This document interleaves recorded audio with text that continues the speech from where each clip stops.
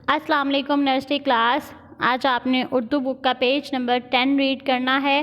Page number 10 पे आपको हर्फ दिया गया है बे, जिसके नीचे एक नुक्ता बे, नीचे एक नुक्ता बे। इधर आ जाए, यहाँ पे आपको बे की आधी शक्ल दी गई है। बे, बे बतख, बे बतख, बे बकरी, बे बकरी, बे बिल्ली, बे बिल्ली, बे बतख, बे बकरी, बे बिल्ली,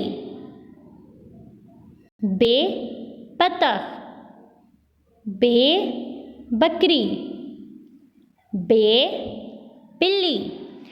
अब आपने इस पेज को अच्छे से लर्न करके अपनी मामा टीचर को सुनाना है। अल्लाह हाफिज़।